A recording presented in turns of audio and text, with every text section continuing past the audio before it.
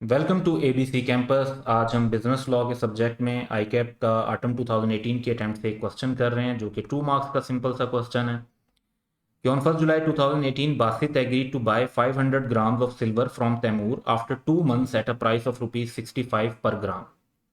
On the due date the price of silver was 62 per ग्राम, यानी price change हो गई, जो कि मार्केट में नॉर्मल सी बात है कि आप कॉन्ट्रैक्ट पहले कर रहे होते हैं, डिलीवरी बाद में हो रही होती है, तो उस दौरान ऑब्वियसली प्राइसेस चेंज हो चुकी होती हैं। तो पहले से कॉन्टैक्ट करने का फ़ायदा यही होता है कि प्राइसेस अगर चेंज हो रही हो तो पार्टीज को इम्पैक्ट नहीं आता।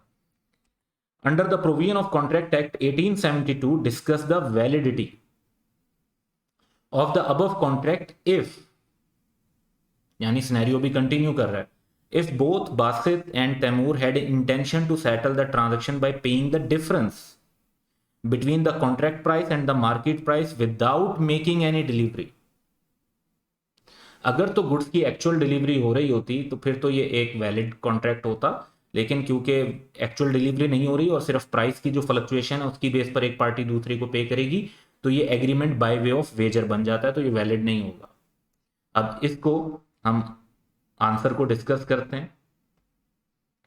तो लॉ का पर्सपेक्टिव तो ये है कि agreement by way of wager void है, क्योंकि ये तो पार्टीज जस्ट बैटिंग कर रही हैं, वो एक्चुअल सब्जेक्ट मैटर यानी सिल्वर में इंटरेस्टेड नहीं है, सिल्वर के प्राइस चेंजेस में इंटरेस्टेड हैं। और सिर्फ प्राइस एक रेट बढ़ेगा तो एक पार्टी को पैसे मिल जाएंगे, रेट कम होगा तो दूसरी पार्टी को पैसे मिल जाएंगे, एक्चुअल सिल्वर के अंदर तो उनका कोई इंटरेस्ट ही नहीं है।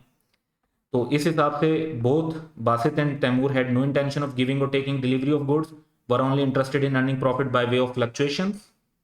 तो एग्रीमेंट वेजरिंग एग्रीमेंट है और ऐसा एग्रीमेंट वैलिड नहीं होगा।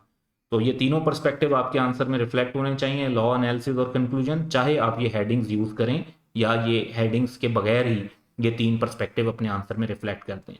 So that's all for today, have a good day.